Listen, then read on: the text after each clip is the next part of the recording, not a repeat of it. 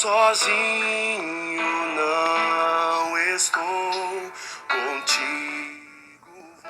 Bom dia, irmãos, a graça e a paz. Hoje são 19 de agosto de 2023. Vamos estar dando início a mais um devocional, a mais uma palavra que o Senhor tem colocado no meu coração. Vamos estudar Josué no capítulo 6, no versículo 1 até o 3. Ora, Jericó cerrou-se e estava cerrada por causa dos filhos de Israel. Nenhum saía e nenhum entrava. Então disse o Senhor a Josué: Olha, tenho dado na tua mão a Jericó e ao seu rei e aos teus valentes e valorosos. Vós, pois, todos os homens de guerra, rodeareis a cidade, cercando a cidade uma vez. Assim farei por 6 dias. E 7 sacerdotes levarão 7 buzinas de chifre de carneiro diante da arca. E no 7º dia rodeareis a cidade 7 vezes, e os sacerdotes tocarão as buzinas. E será que, tocando-se longamente a buzina de chifre de carneiro, ouvindo vós o sonido da buzina, todo o povo gritará com grande grita, e o muro da cidade cairá abaixo, e o povo subirá nele, cada qual em frente de si. Bom, gente, quando a gente olha a estratégia de guerra que Deus deu a Josué ali e ao povo, é uma estratégia no mínimo estranha. Porque o inimigo que estava dentro daqueles muros ali, dentro da cidade de Jericó, era um povo cananeu. E era um povo que estava acostumado a adorar outros deuses, eram imorais, eles tinham muitas imundícias diante dos olhos do Senhor. Mas eles também eram homens que sabiam estratégias de guerra, né?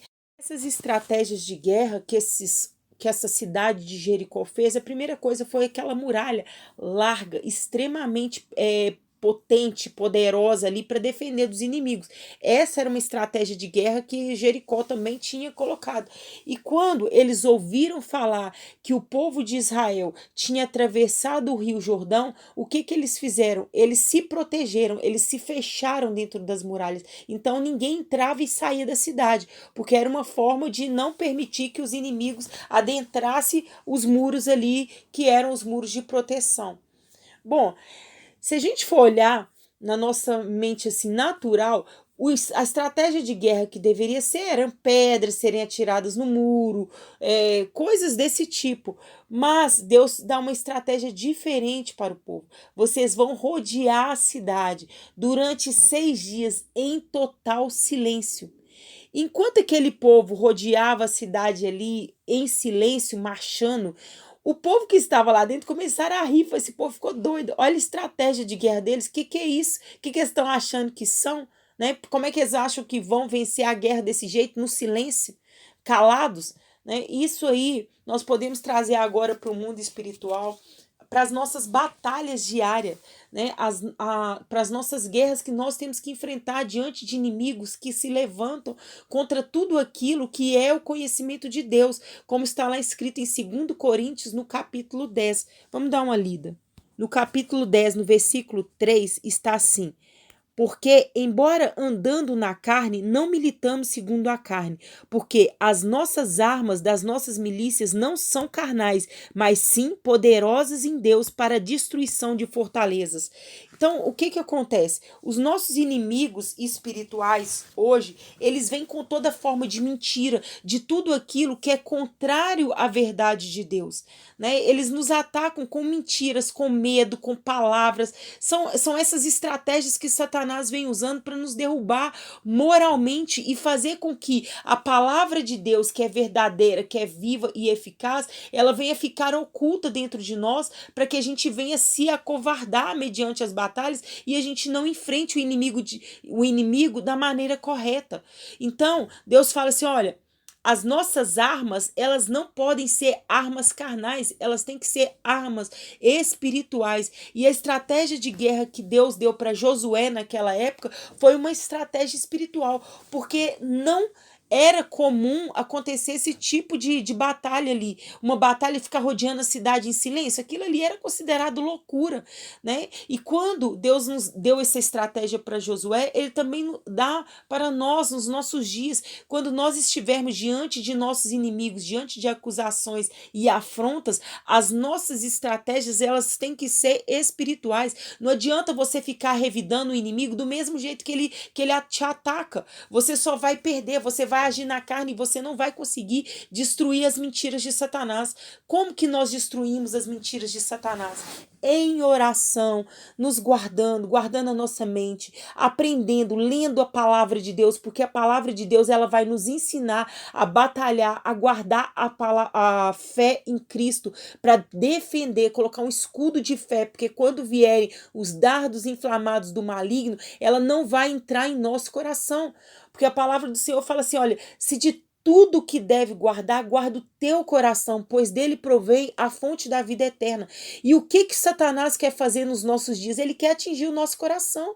Ele quer nos desmoralizar, quer nos colocar com complexos de inferioridade, com mentiras, com engano, quer nos colocar como se a gente fosse um nada. É assim que Satanás atua, queridos. E ele vai levantar, muitas das vezes, pessoas que estão ao nosso redor, pessoas que a gente ama, pessoas que a gente faz de tudo para poder estar ali do lado dela, vai levantar essas pessoas, porque levantando engano, mentira, palavras de afronta na boca dessas pessoas, isso vem como uma arma no nosso coração para nos ferir e nos fazer sair do propósito daquilo que Deus mandou a gente fazer.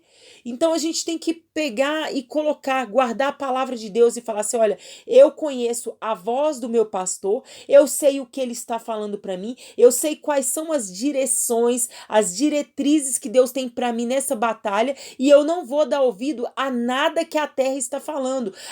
O meu ouvido agora ele vai ser emprestado somente para Deus, para o mundo espiritual, para aquilo que Deus requer de mim. E foi assim que Josué entrou naquela batalha, marchando em silêncio, andando, rodeando. E quando ele, no último dia, nós vemos uma estratégia aqui muito interessante. No último dia ele dá 7 voltas ainda em silêncio. Ele deu 7 voltas naquela cidade em silêncio. Mas na hora que Deus mandou, grita. Vamos ler lá o versículo, no capítulo 6, no versículo 10. Porém, ao povo Josué tinha dado a ordem, dizendo, não gritareis, e nem farei ouvir a vossa voz, e nem sairá palavra alguma da vossa boca, até o dia em que eu vos diga, gritai, então gritareis. Então Josué falou, olha, eu não quero que vocês fiquem falando nada, nós vamos em total silêncio.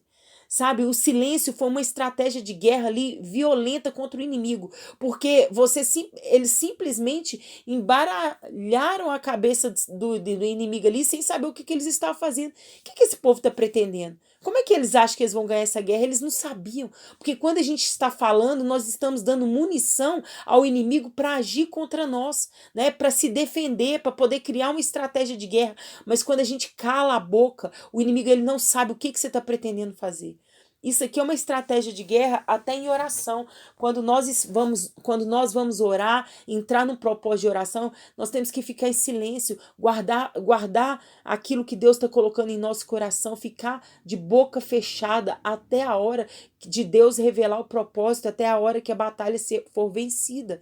É isso que Deus requer de nós. Muitas das vezes nós estamos perdendo a batalha porque nós estamos falando, nós estamos agindo com as nossas mãos, estamos agindo com a força do nosso braço.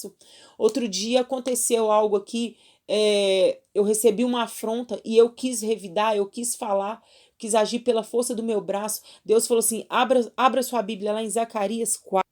Zacarias 4, no versículo 6. E respondeu-me falando, dizendo, essa é a palavra do Senhor a Zorobabel, dizendo, não por força, nem por violência, mas pelo meu espírito, diz o Senhor dos exércitos.